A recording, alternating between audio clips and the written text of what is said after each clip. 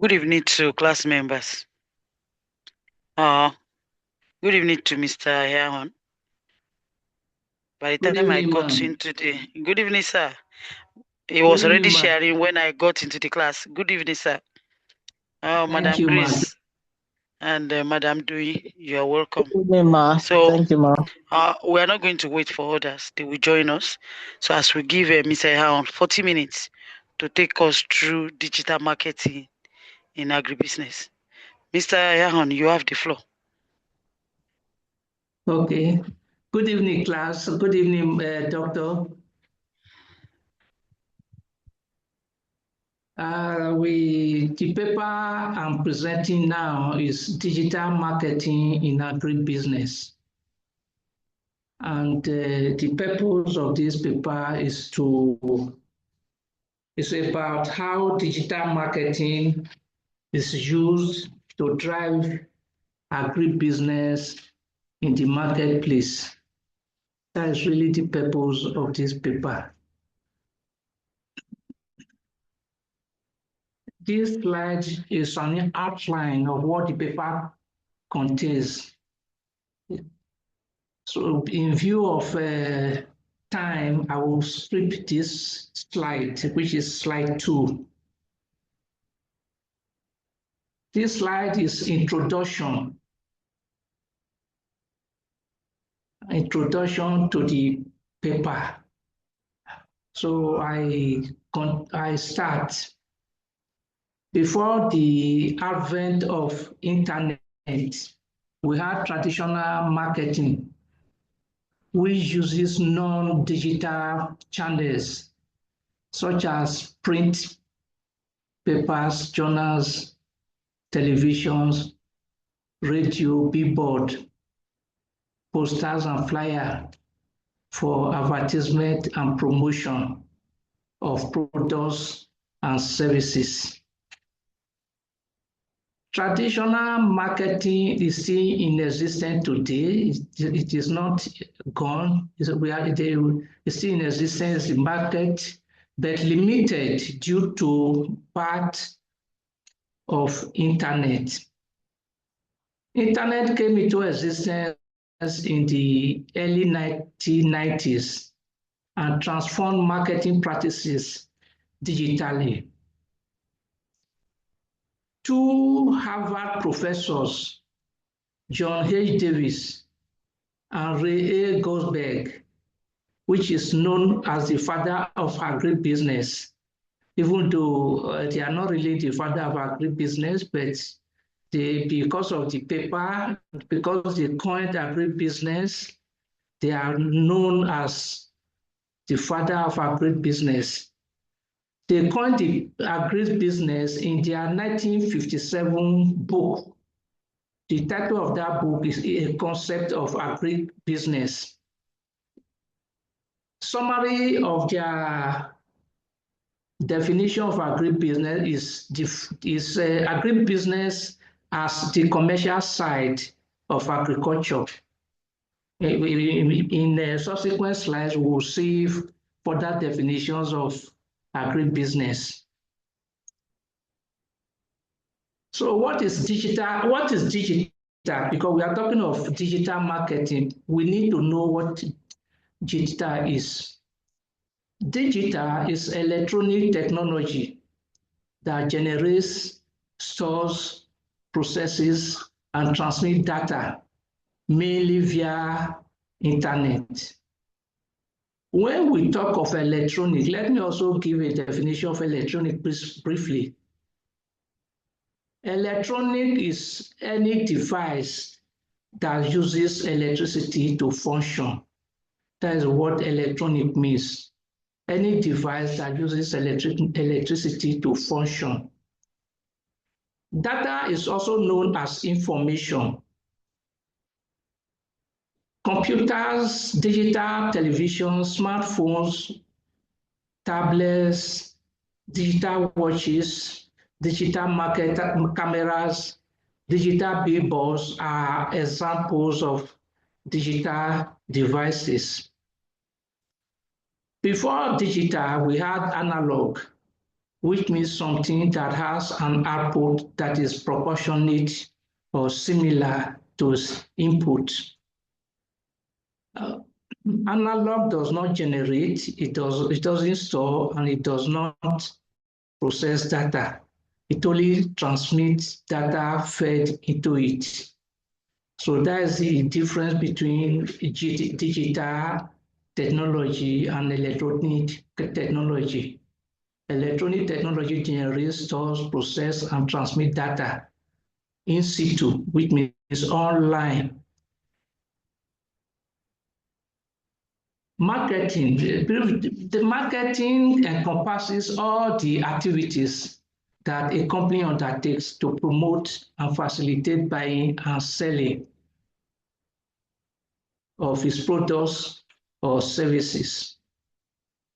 Marketing activities include publicity, advertising, building social media presence, relationship building, merchandising, and securing distribution channels.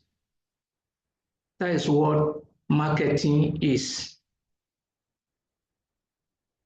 Then agribusiness. This slide is a definition of agribusiness and agriculture. So because agribusiness is really two words, agriculture and business. That is what agribusiness means, agriculture and business. Agriculture is farming and is the production of food crops, vegetables, livestock, etc. Farming also produces economic trees such as timber, rubber, cocoa, etc. Davis and Goldberg, the two Harvard professors, in 1957, defined agribusiness as the sum total of all operations involved in the manufacturing of farm supplies. Farm supplies here mean inputs, farm production, storage, warehousing, processing, distribution of farmers' commodities. So in 1973, Drillion and Goldberg expanded the concept of agribusiness to include support organizations such as government, research institutions, schools, financial institutions, and cooperatives integrated with agribusiness system. So in other words, what we are doing here now is also part of agribusiness because it's a training in agribusiness.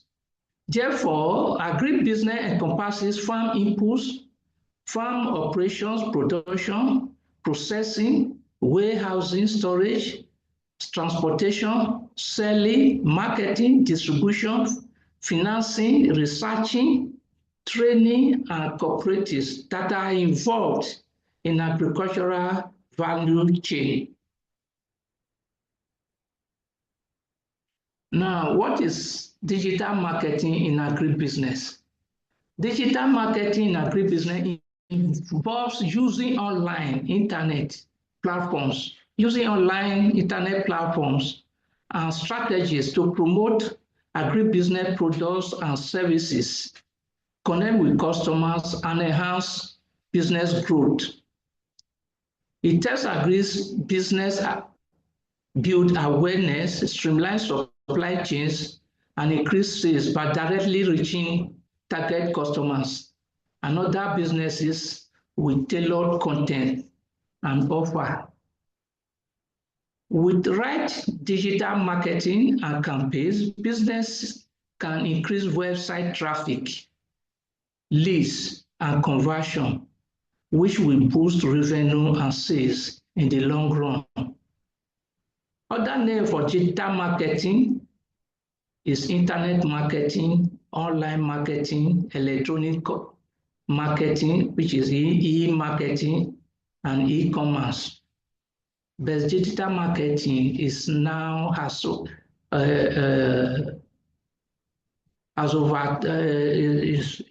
not the name being used generally all over the world. So digital marketing strategies of digital marketing that are used to drive agribusiness activities in the marketplace. Key digital marketing strategies used by agribusiness are search engine optimization, SEO for short, search engine marketing, SEM, email marketing, content marketing, pay-by-click, PPC, social media marketing, influencer marketing, SMS or text marketing, artificial intelligence, mobile marketing, market analytics, and affiliate marketing. These are the core digital marketing strategies that are used by agribusiness. But there are some other digital marketing strategies, which due to time, they are not mentioned here, but we'll look further into them after this paper. Now, we are SEO marketing. How does SEO marketing why is it used to drive agribusiness? SEO ensures that a website is ranked higher in search engines, result paving way for more traffic. Search engines are usually crowded. SEO ensures that a website is on top of others in the search engine or among the top. For example, if you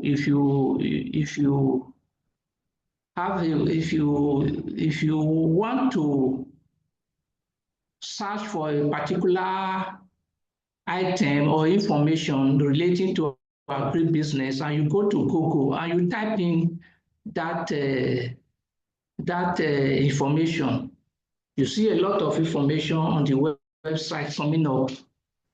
So the purpose of SEO is to ensure that your search engine is on top or among the 5 or 10 in positions in the search engines. Responsibility of SEO. SEO manager produce quality content to meet searchers' needs. Make content load faster and can be handled by mobile devices. Look for important words and produce contents to match the words. Use phrases or key words such as used to assist content reach intended targets or audience. So the purpose of SEO is to ensure that your company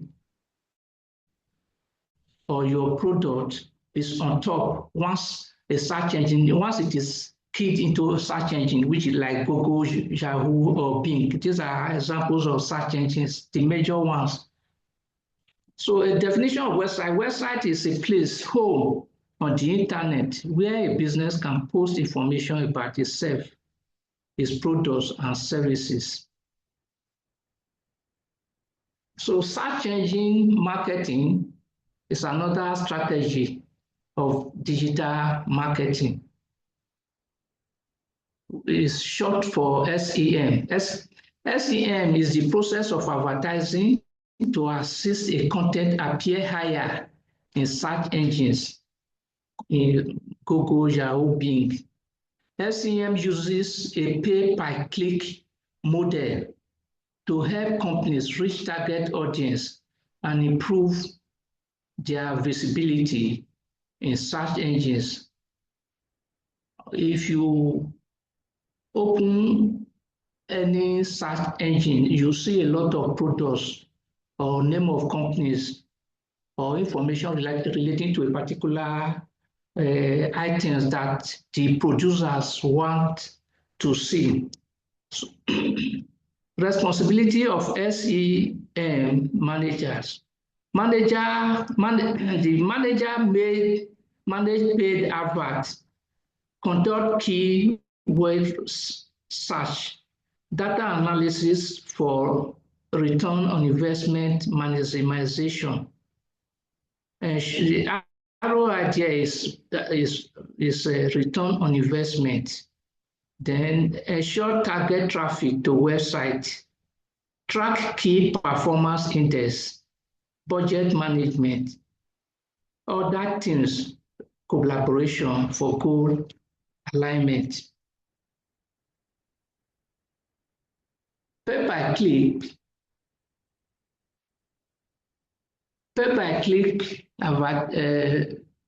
advertisement strategy is known as PPC.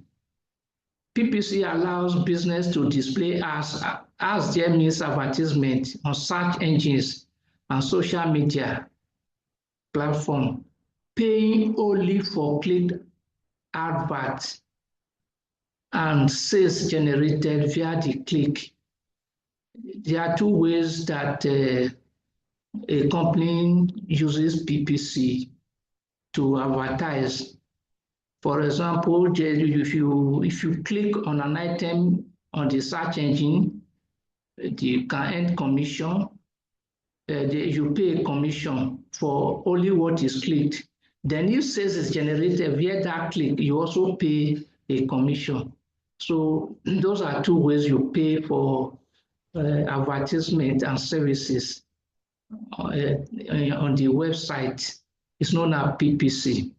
The reason for PPC in agribusiness: increased brand awareness, savings on advertisement.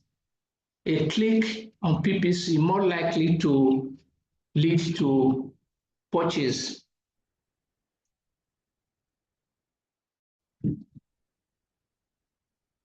Another strategy is email marketing. Email marketing, we are used to are familiar with email marketing because we receive all sorts of email via our email addresses.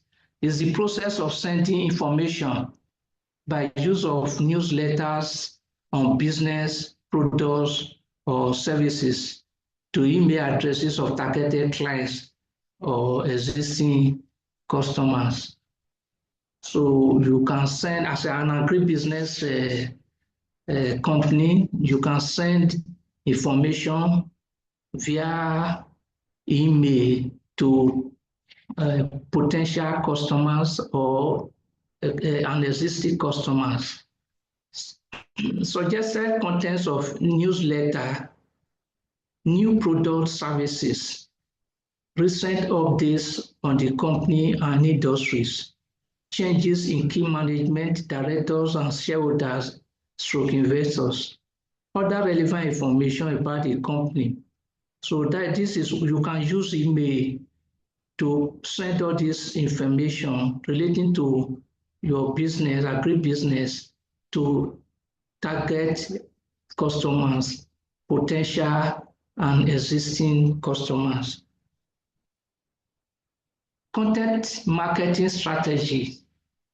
Content marketing relates with selected audience.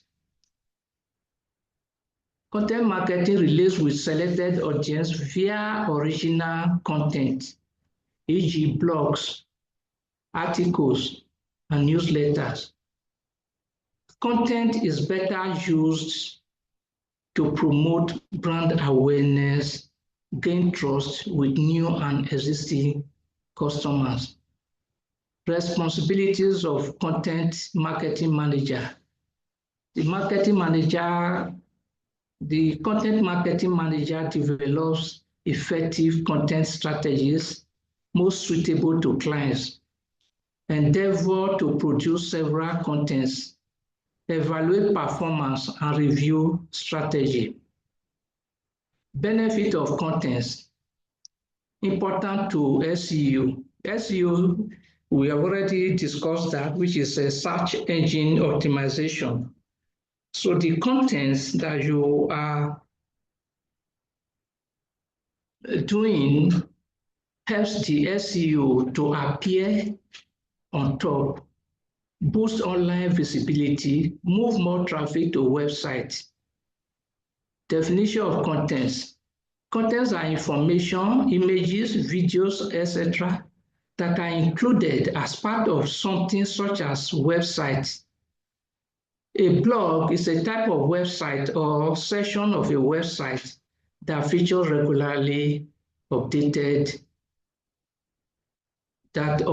content called posts, which typically in reverse chronological order, which means the most recent first. Social media marketing. We are also very familiar with this. Social media marketing is a strategy that uses social media network such as YouTube, Twitter, TikTok, Instagram, Facebook, LinkedIn, and etc. to promote businesses, products, and services. E.g., I got information about Lee City University and College of Agribusiness and Agribusiness Institute. It was on Facebook I got information to register to enroll in agribusiness in Lee City University. Tips from effective social marketing strategy. Tips for effective social media strategy. Maintain regular presence on social media. Respond to comments and messages from audience and keep them engaged. Request for feedback for future improvement on products, services, providing phones, number, email addresses, and so on. Again, I got all the information via Facebook relating to DBA in Lee City University. I was contacting Dr. Lorufemi before I enrolled. So this is the purpose of social marketing. It also makes products and services visible by advertisement and promotion. Influential marketing or influence marketing. Influence marketing involves an endorsement or product placement for influencer, individuals and organizations who have expert level of knowledge or influence in their fields. Influencers are people, something with power to affect the buying habits or qualifiable actions of others. E.g., some organizations appoint celebrities as ambassadors for their products, some specified products, or the corporate name. We read in the newspaper of celebrities being made ambassador for a particular product of an organization or a particular ambassador for the name of the organization. SMS, text marketing strategy. We are familiar with this again because banks and companies do send SMS to us via our telephone numbers. SMS is a form of mobile marketing that business use to send text messages to customers and prospects via their mobile devices, phone, and etc. Examples: bank and agribusiness firms use SMS to inform their clients of new products and services. Responsibilities of SMS: legal regulation, compliance. If we are sending SMS, we must comply with legal regulation. We also must be comply with ethics, privacy of clients. SMS should add value to clients' lives. SMS must be transparent. We have heard recently of CBN banning some advertisements, which banning some advertisement of banks, which they consider not transparent. Mobile marketing. MMM is the practice of reaching and engaging with customers through their mobile devices, such as smartphones and tablets. Agribusiness can engage their clients on their mobile devices via social channels. We have, some of us are familiar, all of us are already familiar with this mobile media marketing. Artificial intelligence is the new thing here now, which is a new name in information technology. AI is fundamentally transforming digital marketing by engaging smarter, faster, and more personalized engagement. AI automates repetitive tasks, swiftly analyze vast data for deep customer insights, personalized content, and campaign advertisement.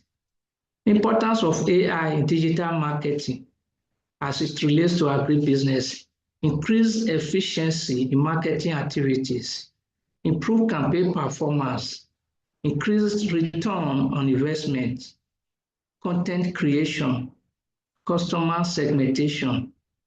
So this is what AI does for us now in digital marketing in agribusiness. Data analysis, another new technology now that is also very visible now in the marketplace. It came with AI. They came at the same time into the marketplace. Data analysis is the study of data to evaluate performance of marketing activities by applying technology and analytical processes to track their campaign. Affiliate marketing strategy. Affiliate marketing involves partnership with individuals or companies, which are known as affiliates, to promote products and services online. Affiliate earns commission on business generated. This arrangement allows business to outsource part of the sales process. Gains and opportunities of digital marketing in agribusiness. What are the gains and the opportunities of digital marketing in agribusiness? Number one is market reach, visibility worldwide, because the world is a global place now, and with internet you can reach anywhere, so it makes your product reach the world, everywhere in the world, and makes your product and services available to the world. Enhance brand building and knowledge, direct customer engagement, communication, data-driven knowledge to aid decision making. We have just discussed data analytics is being used to analyze data to make decision making very effective and very quickly. Increase effectiveness and efficiency, improve customer loyalty, support for digital infrastructure by governments and organizations, farmers training and development opportunities, economic integration, elimination of trade barriers, and closer cooperation among multiple countries. The economic integration eliminates trade barriers and closer cooperation among multiple countries. Challenges of digital marketing in agribusiness in Nigeria, especially in Nigeria. A lot of farmers and a lot of players in agribusiness are digitally literate. So that is one of the challenges many of the farmers and those of us in agribusiness, some of us, we are digitally illiterate. Little or limited digital infrastructure, especially in rural communities. Limited or no power energy to drive digital asset both in cities and rural communities. I'm a victim of little or limited digital infrastructure and limited or no power, because where my farm is, once I'm there, I'm not open to the world because there are no facilities for internet. There are even no facilities for phone. Once I'm in the farm, nobody can reach me and I cannot reach anybody until I come to the city. Future of digital marketing in agribusiness.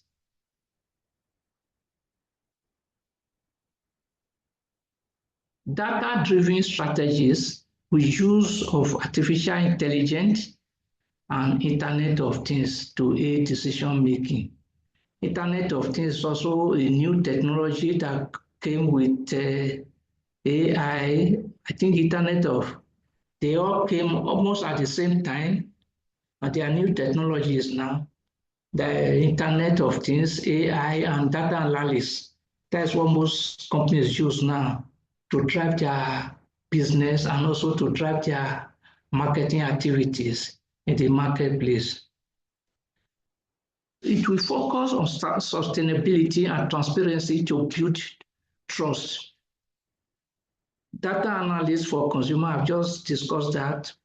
We know that what data analysts normally use is to be able to know personalized individuals, how individuals or customer are behaving or responding to your campaign. Integration of e-commerce with digital platform. For example, Jumia is an example of a company that uses a digital platform and also involve the digital platform to sell its products. Jumia is an e-commerce company, and Jumia sell a lot of agricultural equipment and products via e-commerce, taking advantage of digital marketing to develop more effective supply chain management. With digital marketing, we can have our supply chain management or processes will be faster. Digital marketing will help community develop using blockchain to ensure transparency and build trust. Customers want to know the origin of their products and to know whether the food they consume meet ethical or environmental standards. Blockchain will provide this information. Now, relevance of blockchain and Internet of Things. What I've done here is to give a little definition of blockchain and Internet of Things, because there are new technology now in the world and in the marketplace that are being used in digital marketing. So blockchain are new technologies that are already making waves in digital marketing and agribusiness. Blockchain is a decentralized distributed database or ledger that stores records across a network of computers in a way that is transparent, immutable, and resistant to tampering. Although more used in cryptocurrency, blockchain can be used to make data in agribusiness and other industry immutable, meaning it can't be changed. So that is the trust and transparency, because in the last slide we saw that consumers, especially consumers of agricultural products, wants to know the source and the content or what is used to produce those products that they want to consume, especially meat, foodstuff, and others. Internet of Things describe physical objects that are embedded with sensors, processing ability, software, and other technologies that connect and exchange data with other devices and systems over the internet. Many people are not so familiar with Internet of Things in Nigeria, but it is being used now to market agribusiness products and services. Google Ads is an example of online advertising platform used by agribusiness. Google Ads, which is Google Ads, is an online advertising platform developed by Google, where advertisers bid to display brief digital advertisement, service offering, product listing, and videos to web users. Adverts can appear across Google search results, partner sites in Google Search Network, and broader display network. It can place adverts in the result of search engines like Google Search Network, mobile apps, video, and non-search website. Google Ads services are offered under pay-by-click pricing model and a cost-by-view pricing model. We've already discussed about PPC, what it means. Cost by view is you pay by the number of views that clients view your products on Google app. Then case study 1. Digital marketing and smallholder farmers dilemma in Nigeria. In Nigeria, smallholder farmers are about 70 to 80% of total farmers in the country. About 48% of Nigerian populations are rural dwellers. Majority of them are farmers. 90% of food and cash crops produced 90% of food and cash crop production in Nigeria are produced by smallholder farmers. What are their dilemmas? Most of them are illiterate. No internet infrastructure in rural areas to take advantage of opportunities created by digital marketing in agribusiness. They are not aware of trends and information that will assist them in marketing their products and source of agricultural inputs. No assistance available to them from government, therefore they are shortchanged by middlemen who read them off. So question, what are solutions to this dilemma? Case study number 2, Jumia is a South African company doing business in Nigeria that has been operating in Nigeria for over 2 decades now. She's an e-commerce company marketing and distributing products to clients and consumers. She markets and promotes her products online using various digital marketing strategies such as Facebook, email marketing, SEO, search engine marketing, artificial intelligence, data analysis, and so on. A lot of our products sold online are finished agricultural products such as rice, cooking oil, flour, etc.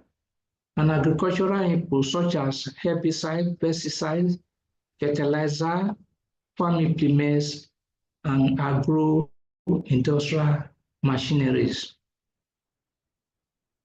Conclusion: agribusiness is vast and the market are proportionately large as well. It contributes a large percentage to the GDP of each nation. Globally, agribusiness accounts for about 4% of total GDP. In many developing countries, it contributes about 25% to GDP. In Nigeria, 2024 agribusiness contribution to GDP is 27.81% and 26.17% in Q2 of 2025. With the age of artificial intelligence, Internet of Things, and data analysis, digital marketing will transform agribusiness marketing exponentially in the near future and beyond. It is hoped that agribusinesses will experience quantum leap in their revenue and profit in the years ahead due to digital marketing strategy being implemented with the aid of new technologies.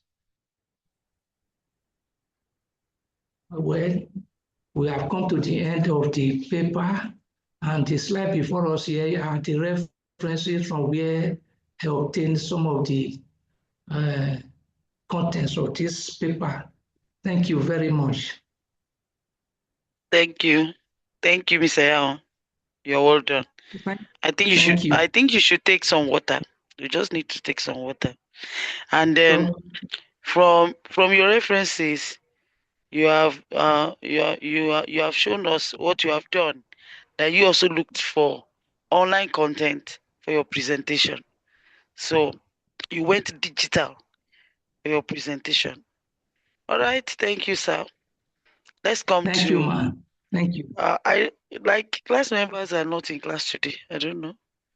Then another person that joined dropped out. I think that was network problem. Let's interact with Mr. Yawan. Madam Dui. Let's interact with him. They ask a question. If he wants us to discuss that question, the way out for small scale farmers in engaging, for them to engage in digital marketing. Okay. So, okay. Good evening. Good evening, ma. Good evening, ma'am. Good evening, Mr. It was a good one. Well done, sir. Good evening. And thank you, sir. Good evening. Yes, sir. Thank you. Thank you.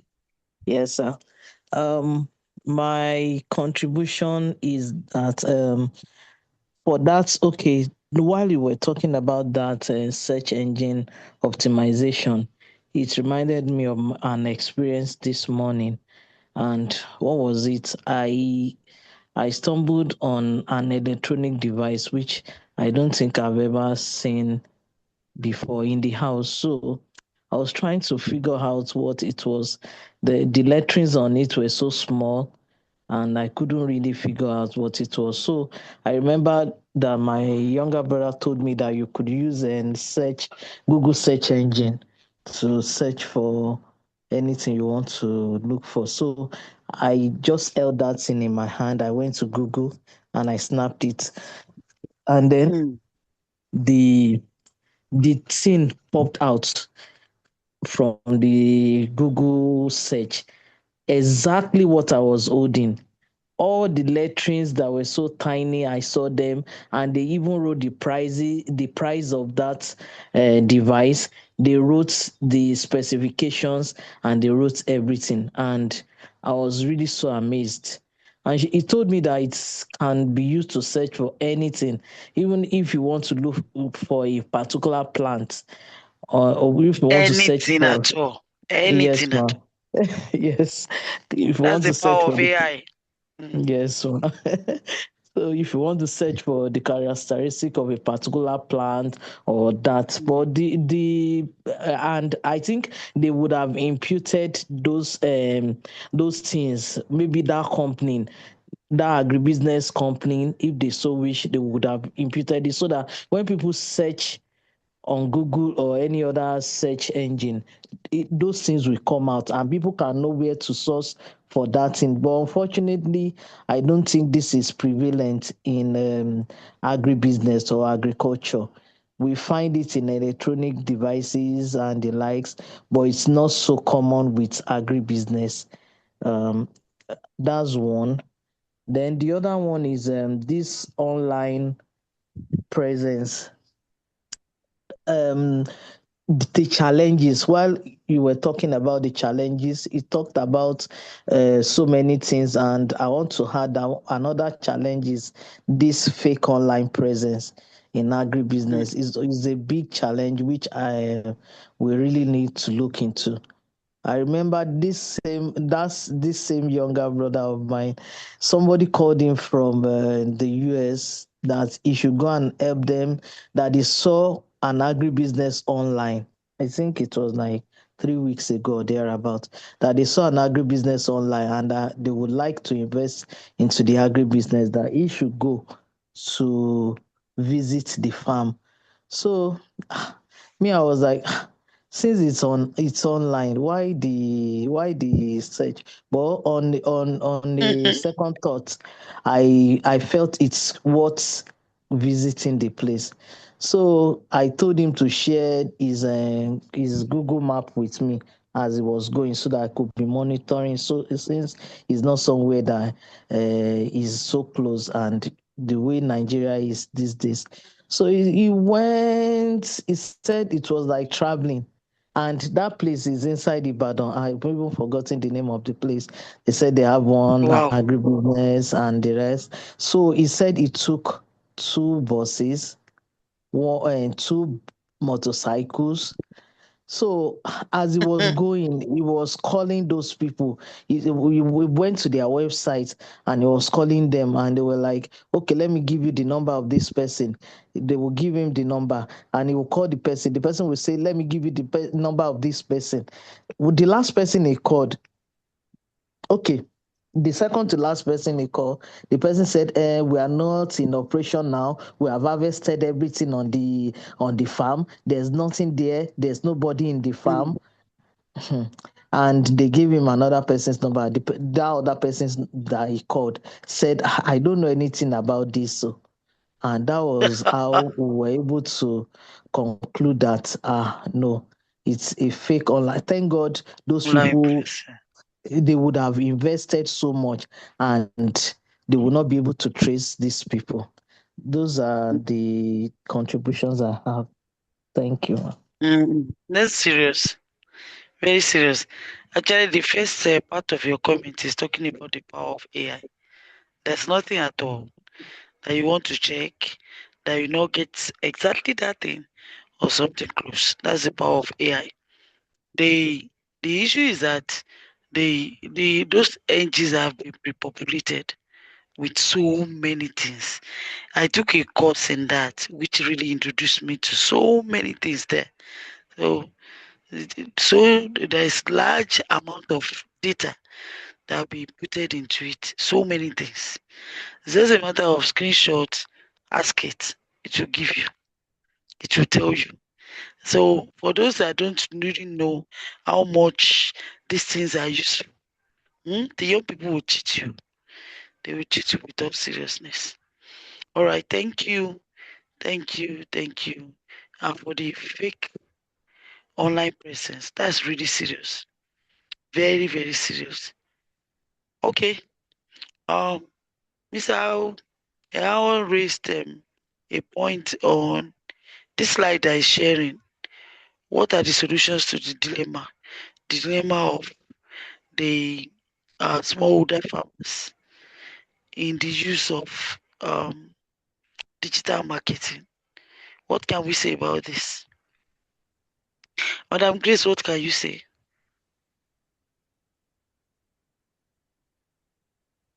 Good evening, Ma, and good evening, everyone. Thank you, Mr. Good evening. Aaron, for your presentation. Okay, to the Thank you. question, solutions to the dilemma of smallholder farmers not literate enough to do digital marketing. I think we just need to strengthen our extension services such that the farmer can be trained enough, at least in a simplest way that can help them to be able to engage on online marketing. I believe that if extension services is more strengthened, that can be taken care of to a certain extent. And I also know that it is because some farmers are not able to access market directly. That is why some company like Holams also diversify their activities into off-takes of products, like apart from their own business angle of it, but by arranging aggregation, it also helps farmers to market their products. So through the such company and such marketers, the farmer can also be, be trained in that area. Then another thing is the use of the internet itself. Of course, for them to be able to market their product online, they should be able to maybe use Android phone and all the things like that. So I think it still boils down to capacity building that is intentional about it.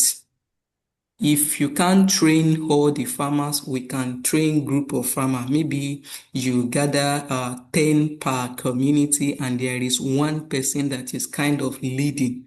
The person that is leading might be responsible for the 10 that are attached to him, a kind of extension services. I believe if we're intentional about it through the extension services, the farmers can get there. That's my contribution. Thank you. Yes, that seems to be the only way, actually. That seems to be the only way. Because there's no one that will now start teaching from A to Z. But the extension agents can actually identify the exact way to bring these farmers into it. And they don't need to go uh, to a large, like she said, that it can solve the problem to a large extent. Not all. Not all, because there's no way you can do it all. But they can be taken to an extent and they can be helped. Once they can go to an extent, they can be helped. It seems as if extension services is the way out. That's the way out. That's the way out. And they don't need to do big ones. Once they can do minor things by themselves, they will be able to. Actually, what some people also do is that they bring these farmers into clusters, and in their clusters there are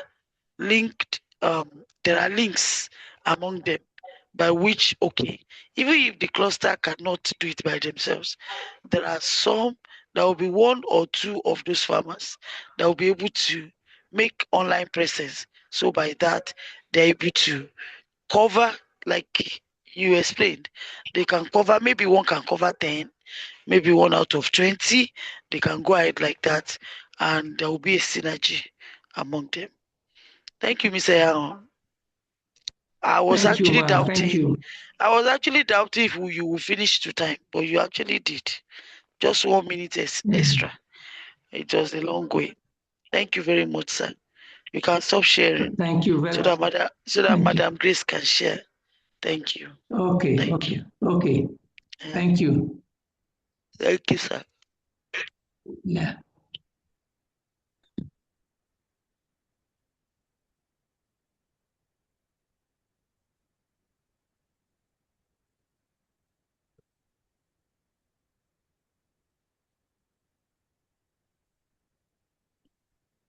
All right.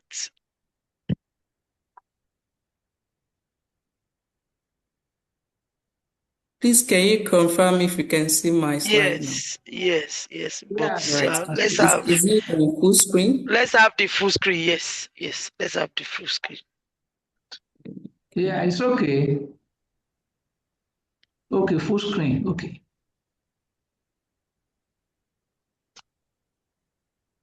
Full screen.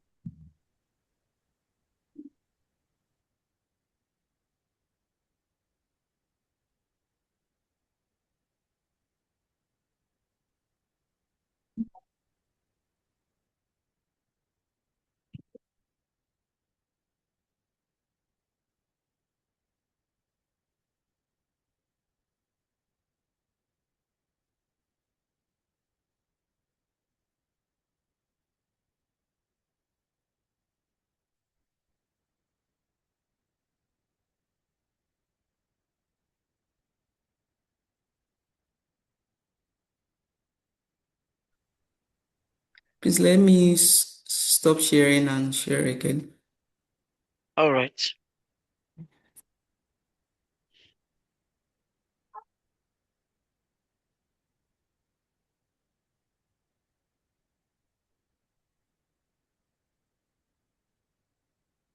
Okay. Is it on full screen now? Yes. Yes. Okay. All right. So Yes. we can start.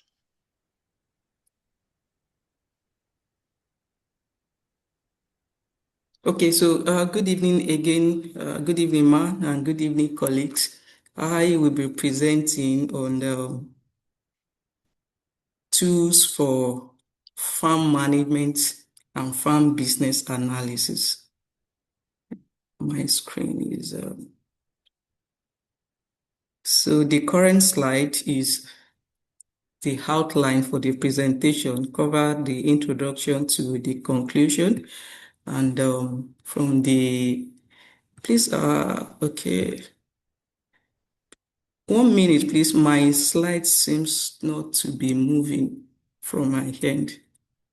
But it's moving now. Okay, yeah, I'm back. So like I said, this is the outline. I will be giving a brief introduction about the key concepts in the topic, the definition of farm management, farm business analysis, and the tool itself. Then I will also speak about the objectives of farm management, on and that's to the conclusion. So to the introduction, I define what farm management is here. Is the process of planning, organizing, directing, and making use of the farm resources in an efficient and effective way to optimize profitability and to achieve set goals, depending on the goals of the farm and also to ensure the sustainability of the farm activities. So it involves decision making, decision about what are we really going into? Is it livestock? Is it crop? Or what kind of resources are we using? What kind of marketing method are we going to use? All those things. So every decision making that has to do with the farm itself falls under farm management. Farm business analysis, on the other hand, is the systematic assessment of the financial performance of the farm enterprise. So it involved collecting data on cost, revenue, profit, and resource use to make sure that every money that is being spent on the farm is actually performing the purpose for which it is spent and is also contributing effectively to the farm profitability. So farm business analysis also help to identify the strengths, the weakness, and the opportunity in the farm in order to better maximize the opportunities and to minimize the weakness for decision making, for investment planning, and also for risk management. So farm business analysis actually does that. In a way, farm business analysis is a component of a farm management. And at the same time, it is also trying to check the efficiency of farm management activity. So it's actually wearing two crowns. And the farm business analysis also depends on the scale of the farm. It is not all farm that really do core business analysis, especially for farm that are operating solely on the subsistence level that are not commercial. Most of them do not really practice or deploy farm business analysis to their farm activities. So in most cases, it is the bigger farm or large scale farm or firm, either farm or firm. Firm is when you combine different areas of agribusiness chain together in your operations. That's what I'm referring to firm in this context. So depending on the scale of the firm, it will determine whether they will incorporate basic tool for business analysis or they will just operate farm management level only. So tools in farm business analysis is any instrument, method, framework, or procedure used to collect, organize, and analyze data. Sorry, 1 minute, please. I'm trying to close this. Please, is the screen still on?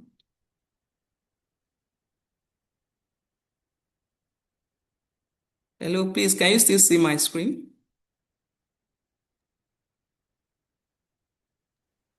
Yes. Hello. We are on introduction.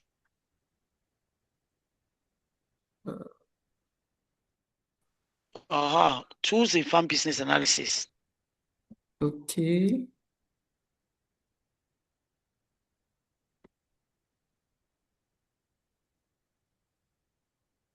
Remove pin.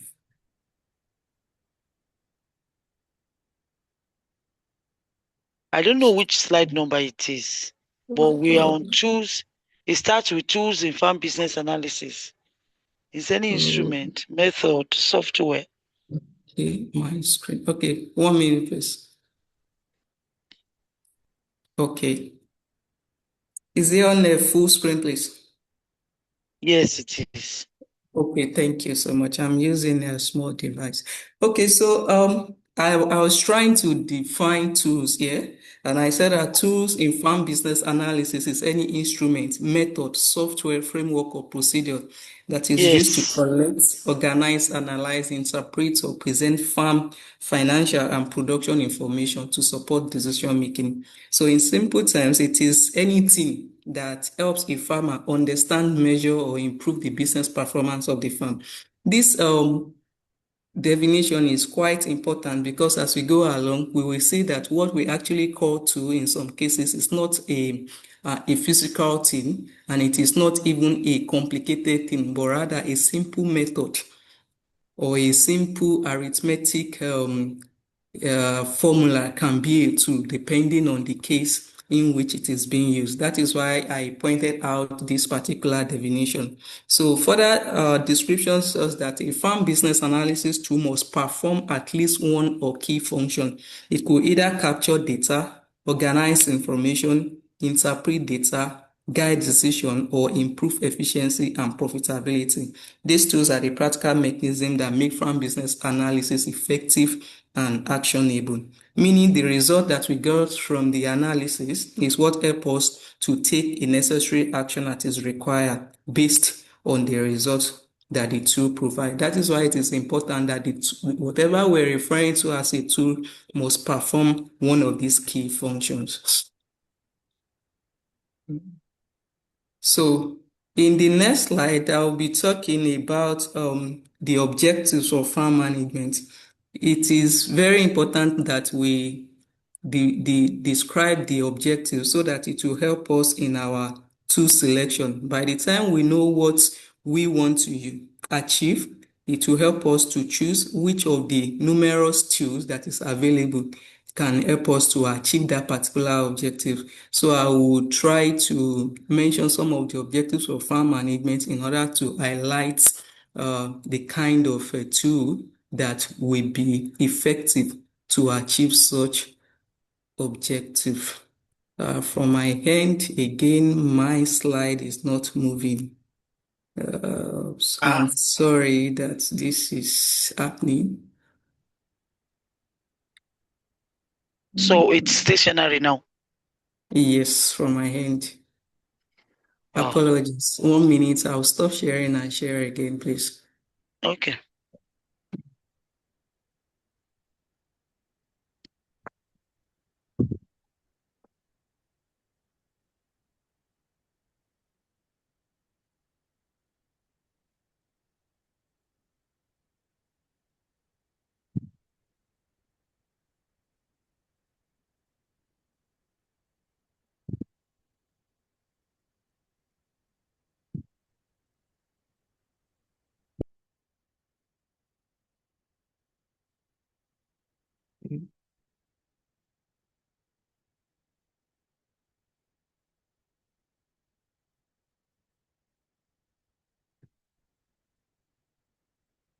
Okay, can we see it, please?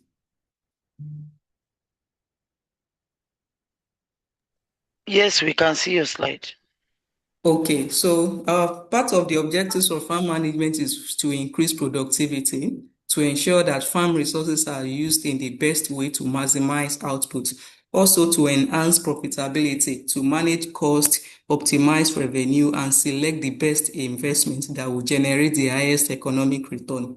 The third objective that I highlighted there is that it's to improve research allocation, especially to distribute scarce resources. In a situation where we have limited capital, we want to make sure that this capital is used in the best way. For example, if poultry will be the one that will yield highest return, then we go into poultry rather than going into catfish. So we can do an assessment of which of these investments or which of this area we actually give the best output in terms of profit. That is what this area is talking about, to distribute scarce resources. Also, if we have a land area, you want to know whether you want to use the land area for just one crop or you want to partition the land area to produce different crops.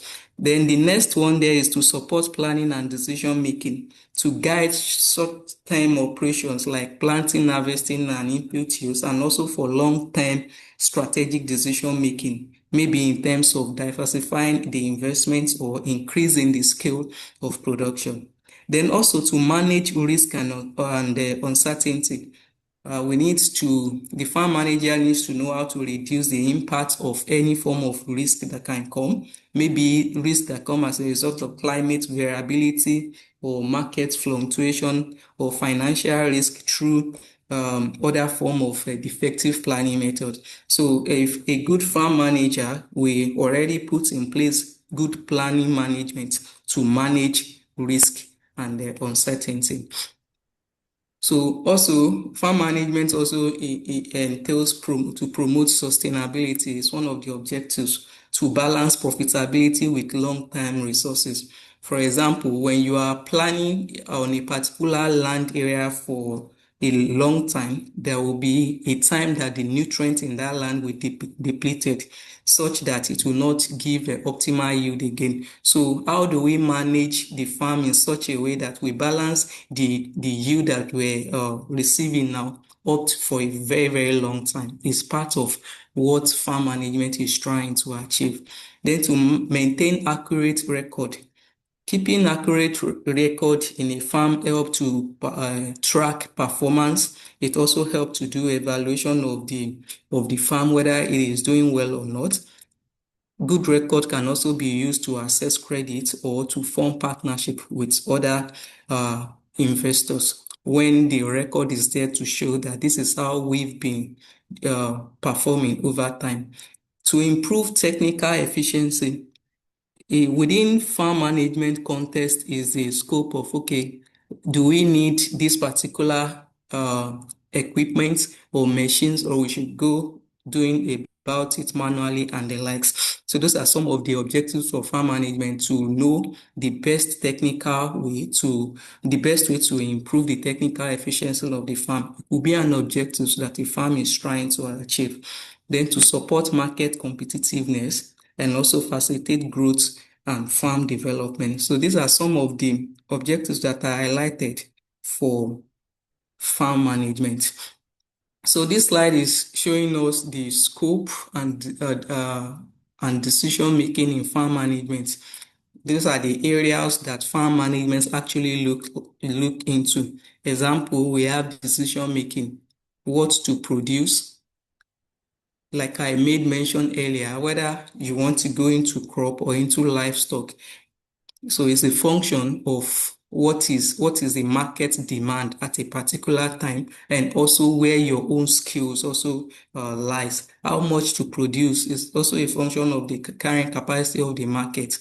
Not that after production there will be nowhere to sell into based on the location or what the farm business is all about. When to produce have to do with crop calendar. What is the right time to plant maize, or what's the right time to plant soybeans or something like that. That is the decision on when to produce. Then how to market. Mr. Ayerao just took us through the online marketing. So a farm will also decide, okay, what are the best way to market our product? Is it through online channel, or we want to do farm gate, or we want to take it to the market, or we want to go through aggregators and the likes. So these are some of the decisions that the farm manager have to take within the context of this farm management decision making. Then, in terms of resource control, I've explained this earlier on: land, labor, capital management, time, and risk constraints.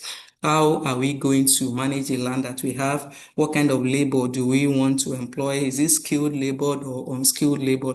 Then analytics in terms of the record, budget, enterprise analysis, and the planning model that the farm will deploy. So the next slide gave a broader view of the scopes of farm management, from access to services, to farm checklists, to defining the goal of the farm. So this, in a way, take us to starting points, like if somebody wants to set up a farm today, what are those things that you need to think of? What are the decisions that you need to take? The fact that you have a land available in one place does not necessarily means that it will be good for a business.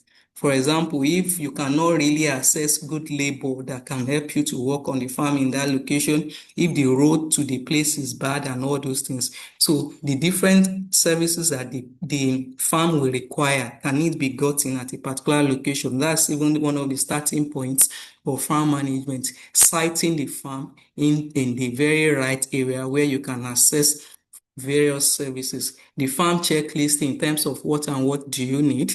Defining the goal. What goal will the farm will be achieving at what time frame? Developing skills. Skills development is a continual thing. For example, somewhere that is into normal poultry production might want to acquire skill to be able to go into organic method of poultry production. Or if you have been using a particular method before, you might want to acquire more skill to be able to do something in a better way than what you've been doing. Developing plans, complying with rules and regulations, accepting capital, access to land, marketing, food safety, cost of production, record keeping, and the like. The cycle goes on and on like that. It shows a wider scope of farm management. So in this place, I explained something earlier on that farm business analysis is one of the components of farm management.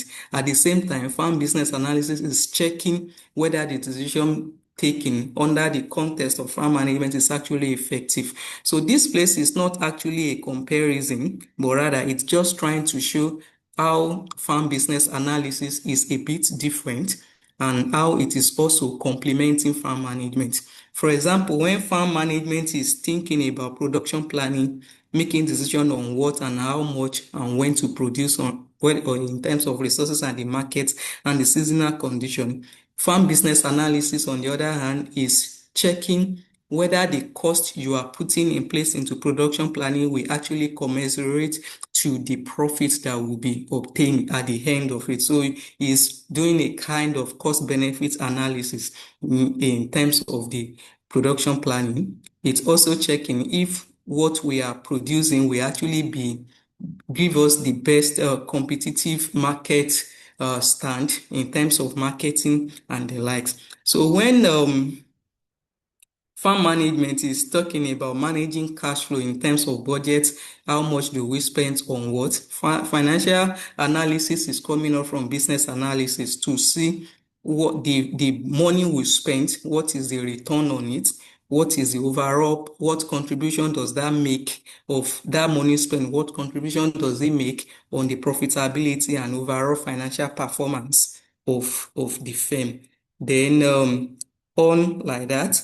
The under farm business analysis, we have economic analysis that also assess how resources is being used, the market in terms as it relates to the market trends and the contribution that resources is contributing to the firm in terms of its financial health, in terms of the firm profitability and long-term sustainability plan.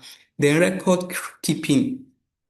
Record keeping under farm management. Farm management ensure that good record keeping is taking place. That when we use 20 kg of fertilizer, it is actually recorded.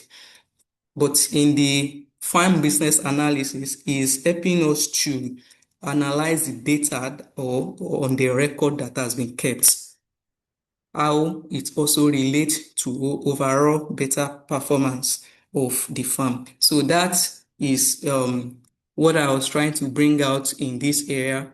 It is not really a comparison, but it is telling us how farm business analysis comes into farm management to complement farm management decisions. So in terms of farm business analysis, we also have a risk and sensitivity analysis.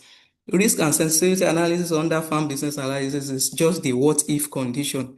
For example, it's telling us what if at the beginning of any production cycle, you will have done your economics of production, saying that, oh, if we invest 500,000 in this particular enterprise, we are expecting 800,000 with profit margin of 300,000. So risk and sensitivity analysis under farm business analysis is checking what if this happen and that happens, such that we will not attain the profit that we are looking at.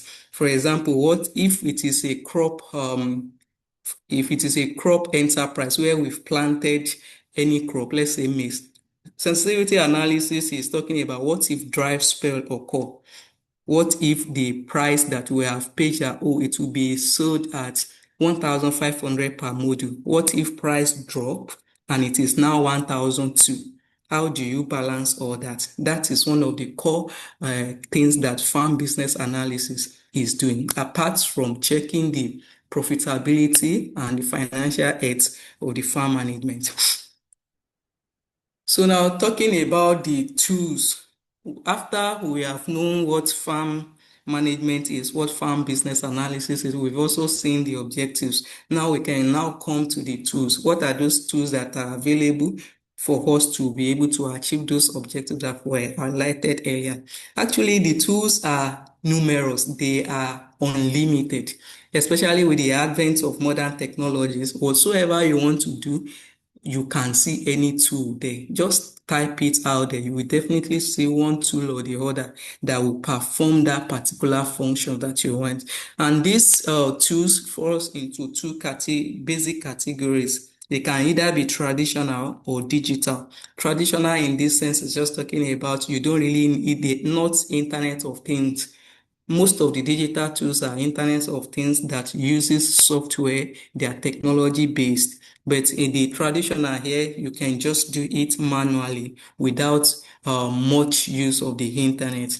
And this traditional also both actually have their advantages and disadvantages. So example of the traditional here is just paper based. You can buy 100 naira exercise book out there to take the records on your farm, records such as the date of planting, the quantity planted, the kilogram of fertilizer used, and the likes like that.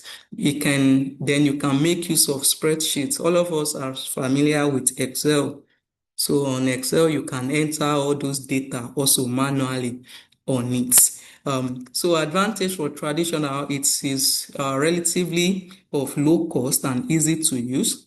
It does not necessarily need electricity or internet. It is very accessible and easily adoptable. We were talking earlier on about farmers not being able to go and use digital marketing. So this place is talking about the relatively easy thing that the farmer can easily use their pen and paper to take record. So disadvantage of this is that it could be slow and labor intensive. It is prone to error. It can be easily misplaced and the likes. But the digital tools, on the other hand, have a numerous advantage. It can provide a real-time monitoring and advisory services. It can be automated. It can also support prediction and data analysis and the likes. Why the disadvantages of this is that it requires digital and technical skill, high subscription and setup cost, high maintenance and connectivity issues. So those are some of the disadvantages of digital tool, but in all of it, it actually provides more advantage. And don't forget, the tools we're going for also depends on the scale of the farm, whether we are going to use traditional or we're going to use digital, or we are going to use combination of the two. It depends on the objectives we're trying to achieve and also on the scale on the farm. So these two can now fall into any of these categories. So the two can fall into planning and decision support tools. I made mention of cost benefit analysis. Cost benefit analysis help us to know if we invest this amount of money on this enterprise and invest it on this enterprise, which of them will actually give us the best profit or the best return.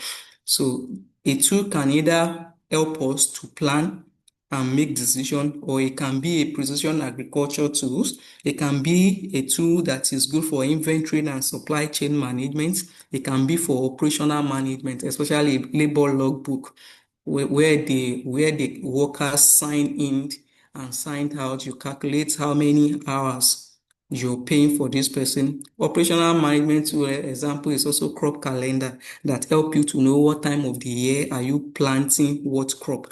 The record keeping and accounting example is spreadsheet that is on Excel. It can be data management tools. It can be production and resource management. It can be financial analysis tool, or whether risk management or business analysis tool. Business, one of the very, very common example of business analysis tool is SWOT analysis that helps to know what business can thrive well in what location based on the opportunities that are available and the threat that are available in that area. So this category just shows that whatever tool you pick on, it will fall into either of these categories to help you achieve any of these. That's why I showed this one here.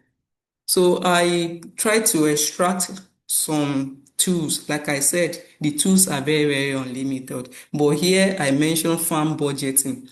In farm budgeting tools help us to estimate cost, revenues, and profitability. Example of farm budgeting tool is economies of production that help us to know, okay, if we want to raise 500 birds to 8 weeks, how much money do we need?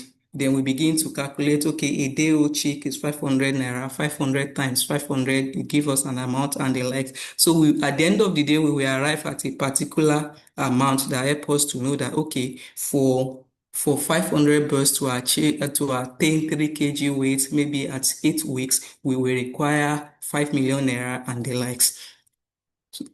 Then we have gross margin analysis that help us to compare profitabilities among different enterprise. Don't forget the definition of tool earlier. We mentioned that it can actually be just a formula. It can just be anything at all. So in this case, most of what we are seeing here make use of formulas. It makes use of basically formula, so to speak, that help us to just do 1 plus 2 or 3 minus 2 to help us to see what will be the difference in terms of cost of production and the output.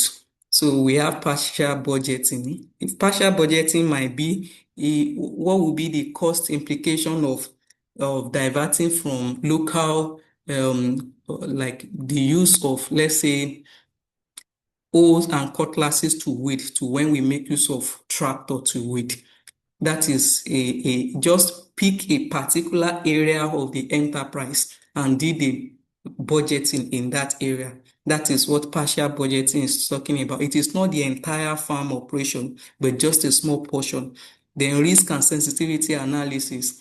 We made mention of the impact of any unexpected issues that happen, maybe impact of climate change on the crop production. Do we need to set up an irrigation in case there is dry spell where rain suddenly stopped or something like that? So what will be the cost implication of setting up that irrigation system? If we do so, are we going to still get a good profit or output at the end of it? Something like that. Then record keeping, talks about record keeping, which is one of the very hearts of any farm management. Record keeping can just be you using your spreadsheet to enter the data on the farm, or using your pen and paper to take record of your business performance, the good that have been sold, the one that is still remaining in the store, and the likes, different records that we need to keep on the farm.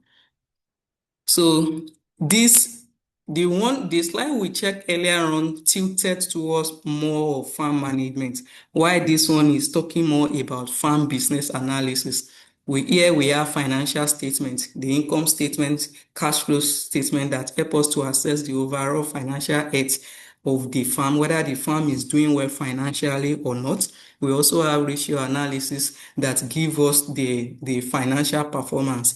So one of what we use for ratio analysis is return on investment, debt to equity ratios, and also the current ratios. I believe that financial and accounting students actually knows more about it. Then break-even analysis help us to determine the level of production that we cover all costs within the farm before we start thinking about what is now the profit.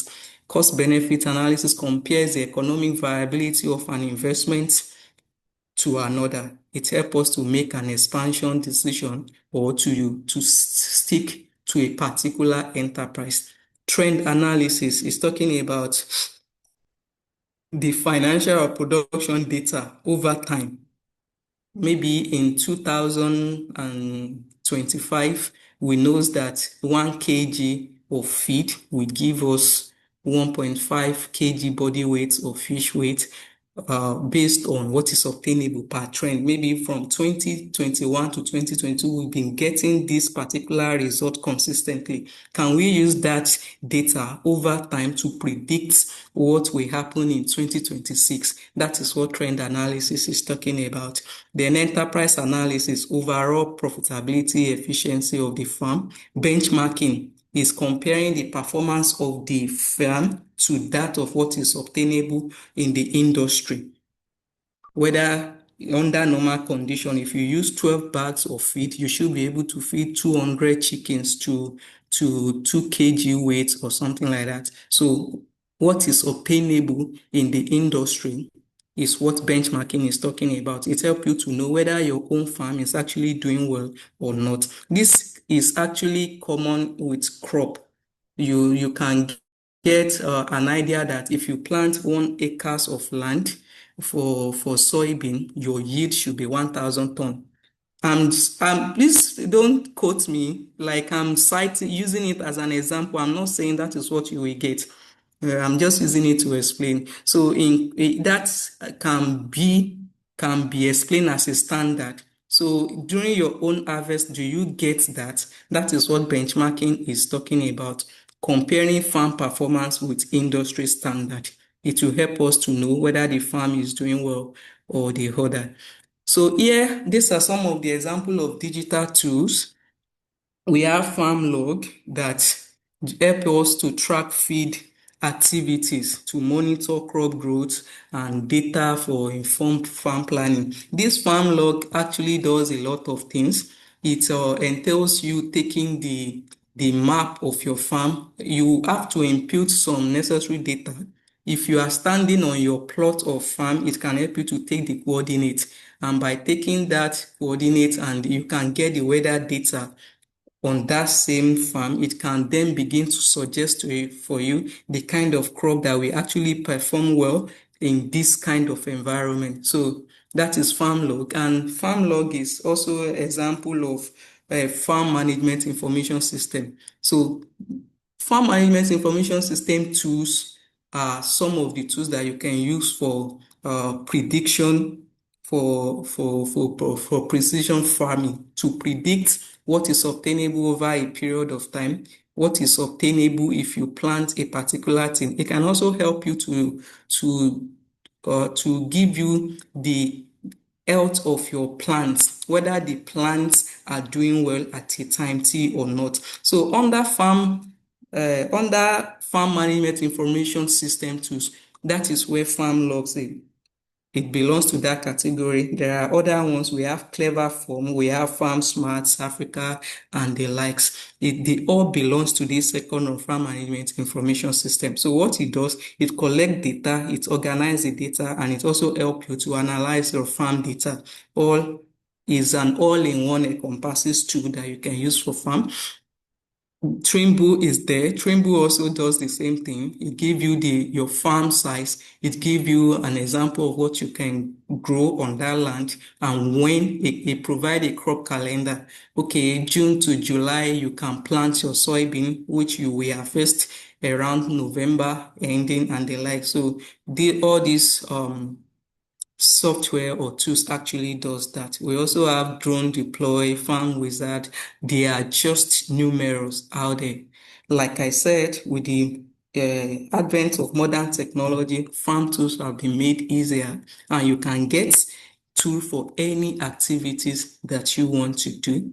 These are digital tools for farm business analysis. It's just for you to enter your data and it will bring out the result for you. It does not just only give you the result, but it will do a kind of advisory services as well that will help you to know that, oh, for you to break through, you need so level of production level and the likes. These are some of the examples. We can check all of this online, and most of these things, they either you register with them on the company website. Some are also available on Play Store that you can just download the app, then you enter the details of your farm. One of those, some of the details, you will see the details that is required for you to get an informed data and an informed decision concerning your farm. So I move to factors to consider in the selection of any tool for farm management. I've been mentioning it over and over that the scale of the farm actually is a key factor. You don't just acquire any tool because you hear that this tool is existing. How does it apply to your farm? What is the cost implications? Or do you have the technical knowledge to handle it and the like? So I list some of these factors there. We have farm size and type, the cost and affordability, the technical skills and ease of use, the compatibility and integration. Some tools are not effective for Africa. Some can only be used in Africa. So there are some that have been designed to that. Also, in a large-scale farm that operates different area, we want to consider a tool that you can integrate in other sectors, not just in one area, so that you don't have complex tools to deal with. Then you want to consider the data accuracy and the reliability, the connectivity and internet access. There are tools that work offline, and there are those that you have to be connected to the internet for it to be useful. The data security, all those things are the scalability and flexibility. There are some tools that based on your subscription, it is on different level. You can get 3.0 today, you can get 8.0 tomorrow, based on the company that is doing upgrade on the tools. The support and training, not that after you acquire the tools, you were not able to get training on how to use it. Then you, even if you as a farm manager is able to use it, you should be able to train other people that are working on the farm. I've mentioned about the local relevance, whether it is adapted to local languages and the likes. So in my case study, the first one I mentioned there is IYA Catfish Enterprise. That is IIT in agribusiness. So the units run enterprise in different countries.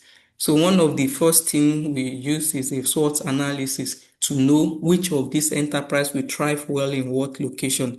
If I may, the catfish that I'm talking about in Ibadan there are about 18 ponds with different capacity, about 8,000.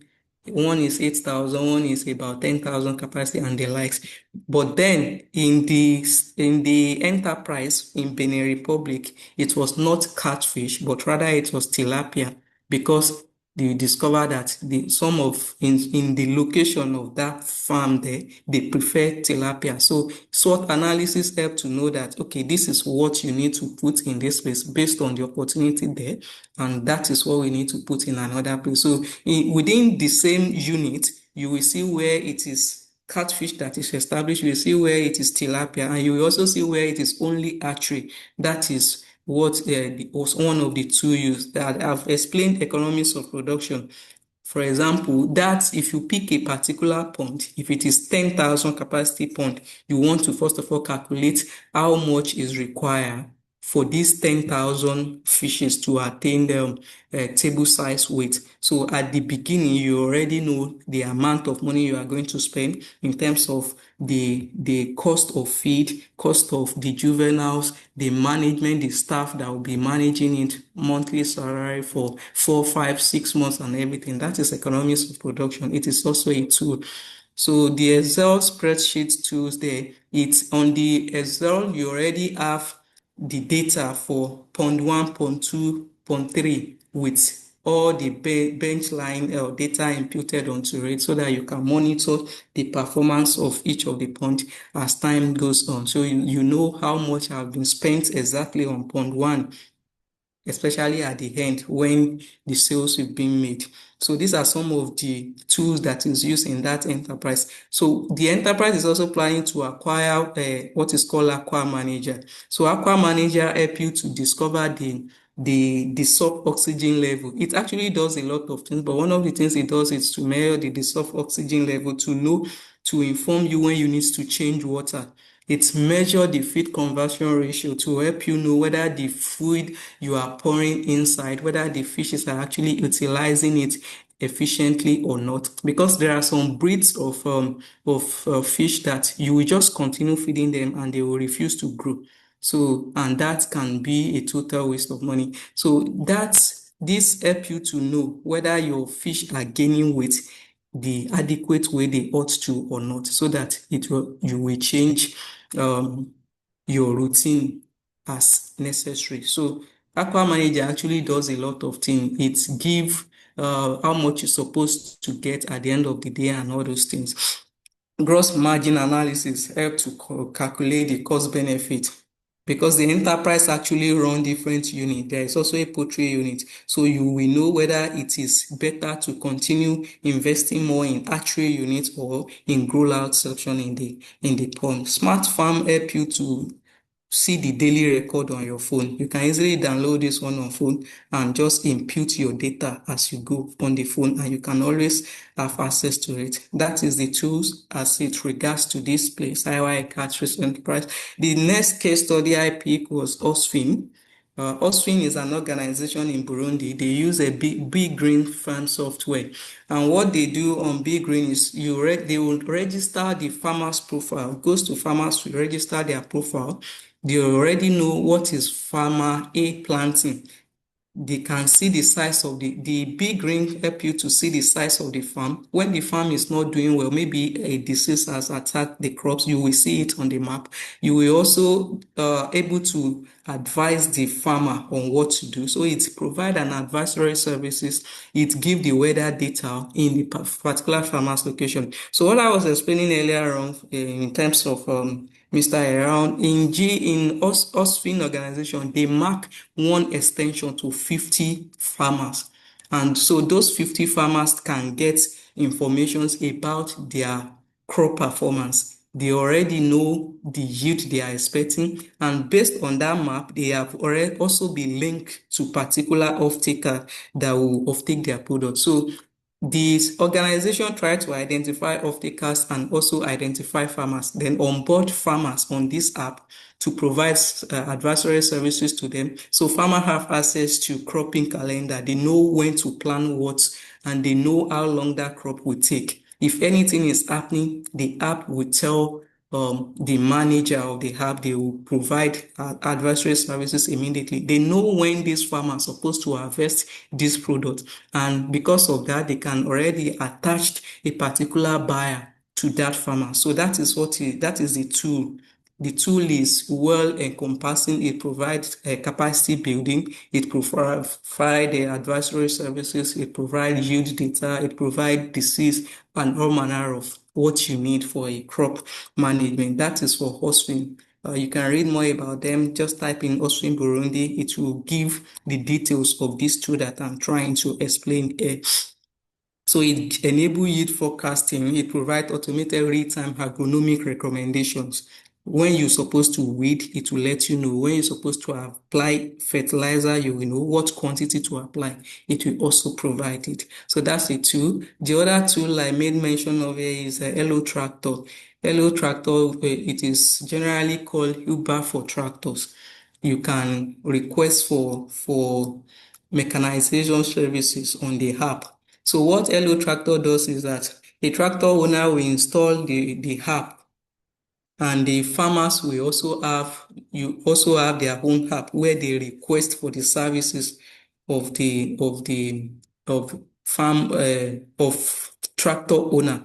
So the map will inform the tractor owner the particular location of the farm that is making request. You can go there and provide the services. It also track the engine hour, the location, the fuel use, the maintenance alert, all those things that will help you to know how much to charge. But one thing about it is that it is subsidized in some country by government, such that if at a very subsidized rate, a farmer can get mechanized service on his or her farm. So it increases access to mechanization, reducing labor shortage, lowering production costs, and also improving farm efficiency. Again, farm business analysis will come here to see whether, even though we're able to reduce labor services and improve mechanization on the farm, is it cost effective?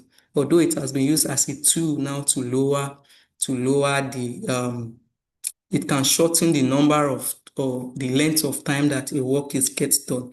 So Hello Tractor app is also one of the tools that farmers have used efficiently. In Kenya, it was used to empower some youths. So the youths are engaged as the farmer, as the tractor.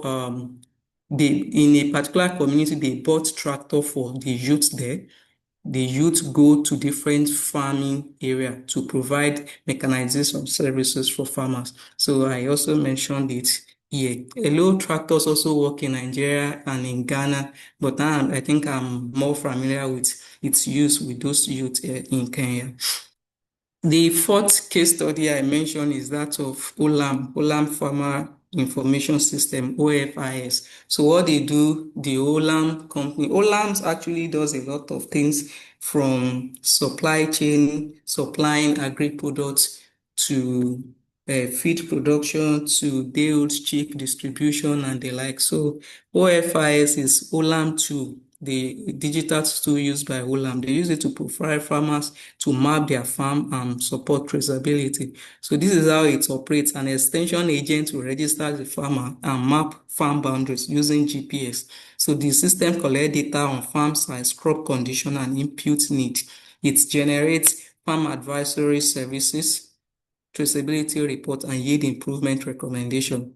And through that, the OLAMs help to support the farmer. It also enhances their productivity and also linking the farmer's products to premium markets. So that is also a tool. A farmer might decide to be onboarded on that tool. So in conclusion, farm management and farm business analysis actually rely on combination of different tools, which can be quantitative or qualitative, and these tools are used for decision support, to plan, monitor, and evaluate performance of the enterprise. The advent of modern technologies has produced highly resourceful tools that can be integrated into farm operation to enhance productivities, and the selection of farm management tools depends on the scale, scope, and the overall goal of the enterprise. Smaller farms may prioritize simple low-cost tools, while medium to large-scale enterprise can require more advanced or digital system to manage their wider production activities efficiently. So the tools are essential for improving efficiency, productivity, and performance, but then choosing the right tool is key to maximize the potential of the tools. So this is the end of my presentation. Thank you, and over. Thank you, Madam Grace. Thank you. I think you need some water too. Thank you. All right, let's interact with her. Let's have our comments. Mr. How we start from you.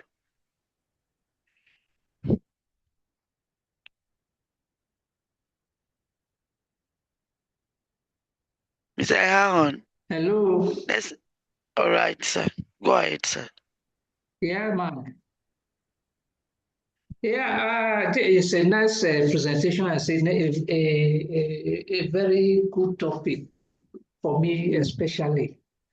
I've learned a lot of things from here. The we are talking of farm management, and one of the main problems farmers do have in Nigeria and over the world is the uncertainty, especially relating to human behavior, like we had in Russia-Ukraine war, which is affecting some farmers in Nigeria. We also have climate change, and we had the COVID-19 in 2019 up to end of up to 2023. When we are talking of farm management, we have to be able to predict the future, because the future is what really matters in management, predicting the future to actually, so that you can build your expectation, your prediction into planning. The uncertainty here now is difficult to predict human behavior. It's difficult to predict climate change especially, although tools are available to do some of all these things, but we know that in reality, they don't really come to pass as predicted. That is why during rainy season in Nigeria, up to around October, we have flood. We have flood in so many land farms, destroying farmlands. And then during dry season, for us that are in cocoa farming, during dry season, we have a lot of problems. And in January, February, you see that the cocoa trees are burnt because of excessive heat. Even plantain, a lot of crops are burnt. So it's difficult to predict human behavior and climate. Then in COVID-19, which I would say is a natural disaster, affected a lot of farmers and a lot of agribusinesses all over the world. So these are uncertainty management, risk management is a problem here. Now, I think this topic also has to relate to smart farming or smart agriculture. We know that smart farming and smart agriculture is technology driven. And in Nigeria, this technology, most of them are not available in Nigeria, unless they are available to big firms like maybe Olam. I know Olam is into farming. But the technology is not really cheap for smallholder to medium-sized farmers. And we are talking of smart farming, and that is why the advanced world are far ahead of us in farming. And when we are talking of food security, and we are having issue with technology that are not available for us to do this effective and efficient farm management. Then we have geopolitics. I think there was a topic in one of these seminars that we learned last week or 2 weeks ago about geopolitics in agribusiness. And we know that geopolitics, something which has to do with human behavior as well, is difficult to predict. These are the challenges that farmers and those in agribusiness are facing. That's my comment. It's a nice topic and it has opened my eyes, and I'm going to print them out and study them very well and make reference to some Thank you. other Thank you, sir. papers. Thank you, sir. Thank you sir. very much. Mr. So Thank you, those sir. are my comments. Yeah. Thank you. Thank you, sir. Mr. Ayahon has been able to look at it from the aspect of the challenges to farm management. Okay. Madam Doyin, can we have your comments? Okay, ma. Madam Grace, thank you so much. It was such a beautiful presentation, and I enjoyed it actually. What keeps coming to me as she was giving her presentation is, and I saw it in many of our slides, record keeping. and data collection. As far as I'm concerned, I realized from our presentation that whatever we want to do about farm management tools, we need to have data. And that's a major Yeah. problem in Nigeria. We barely have data. There are some of the tools that she even said you just input the data and it gives you an analysis of what is going on the farm. But what happens Mm. in a situation where a farmer does not even have the list of the data? And that takes me to a particular training I attended, the resource person. I'm going to talk about the local perspective of it for smallholder farmers, and I'll talk about the analytical aspect of it, the advanced aspect of it. And he said that when he got to that farm, these local farmers, when he got to that farm, he saw it was during the dry season, but he saw a particular plant, and that particular plant, whenever you see it on a land, it means in the dry season. In fact, the land was very dry when he was there. He told those people they were planting cassava on that land. He told them that no, cassava will not thrive well on this land. This is a waterlogged land. Even though at that moment it was there, but because of the plant, that a particular plant that he saw there, That he grew was there. sure that it Okay. was. Mm. So he was sure that it was a waterlogged land and it wouldn't support the growth of cassava. They argued with him and they told him that Mm. year in, year out, we have been farming on this land and we Mm. have been making our money. He said, okay, should we prove it? They said yes, and they started. To cut the long story short, they planted. And when it was time for harvest, he said okay, when they started, they started keeping records of their cost of inputs, everything they were spending, weeding, fertilizer, herbicide, and everything. They will write the quantity, the cost per unit, and they had a clean record of that. And after harvest, he said even the first one they uprooted, it was it was so soft and looking Mm. looking bad. He said, Mm. I told you. And well, Mm. in the long run, they were able to harvest some things out of that farm, Okay. and Mm. they took it to the market and sold. After Mm. they brought back the money, they realized that the cost of inputs was around 350,000 naira. And Mm. they were able to make, I'm just giving, but that was the ratio. They were able to make like 70,000 naira. And the Oh, man oh, told them that oh. you see what I told you. The reason Mm. you didn't know that you have been making losses all the while is that you have not been taking records. Keeping And records. yes, ma. Mm. And just like Madam Mola Peji Grace said that um, it is this data that they will use to do profitability, because Mm. profitability is about the total cost of production and the revenue. So when they Mm. don't even have the record of their total cost of production, how will they be able to deduct it from the revenue they got? All they were Mm. after was the revenue. And the reason they did not know Mm. is that they had other enterprises that they were using to complement that To particular feed cassava it. farm. So yes, Yes. man. So they did Yes. not even Yes. sense it that they were losing. And from that Mm. moment onward, they moved from that particular land to a better land that could be giving them Mm. more profit. I'm just giving a short Thank story of you. how record Yes. Yes. keeping Yes. can Yes. be. Yes. So Yes. also for Yes. trend Okay. analysis, she mentioned something about trend analysis. We should not forget that for us to be able to do trend analysis, it's not just a year's information or a year record. Yeah. It's not even three. For us to have a good trend analysis, it should be like 7 to 10 years of Yes. Yeah. records. Maybe record of cost of input, price per Mm. kg.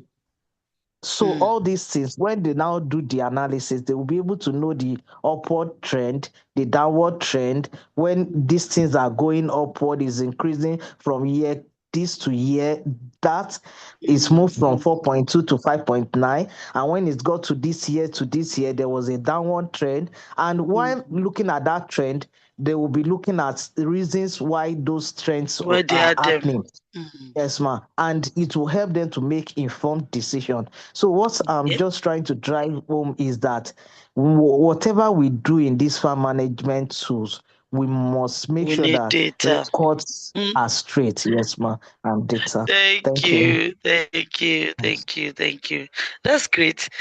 You have looked at it from the aspect of record keeping and data, because it is record keeping that will actually generate the required data.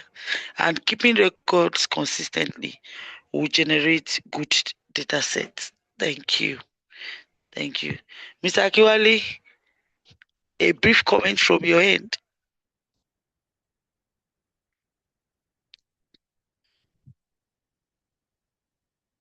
Hello, Mr. Akiwali. Yeah, Mr. hello. Haman Good has been evening, ma. okay. Good evening, sir. Please go ahead. Yeah, good evening, ma. Yes, ma. Good evening, everyone. I actually don't have much comment, but just to appreciate the presenters.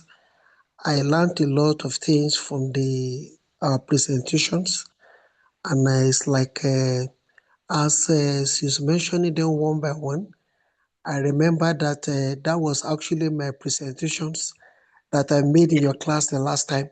So I was just enjoying the whole thing afresh back again. So well done, ma. Yeah, I remember too. I remember very, very well. And then you said you did a lot of work to be able to present it. I remember. Thank you, Yes. ma. All right. Thank you. Thank Thank you. you. Though we were not many, but those presentations were really, they were top notch. And the few analysts in the house, they did a great job. And looking at it holistically from different points of view. Thank you very much. The presenters did a great job. They actually are presented like teachers. Okay, thank you. Thank you. Let me inform us that except we have presentations, um, we have exhausted our presentations. Let's see what happens. We'll continue to communicate on the course page until others submit. So when they do, we'll come back again and hold the class. Thank you for the class and the timely commencement of the class. Because if people don't join, there's no way we could commence the class. So thank you very much. I wish all our families peaceful Thank nights. you, ma. Thank you. Thank you, Thank you, ma'am. sir. Thank you, Thank Thank you, you, thank ma. you, ma. Thank you, thank you, everyone. Thank you, sir. Thank you, sir. thank you, Thank you, ma. ma. Thank you, thank Thank you, you. thank you.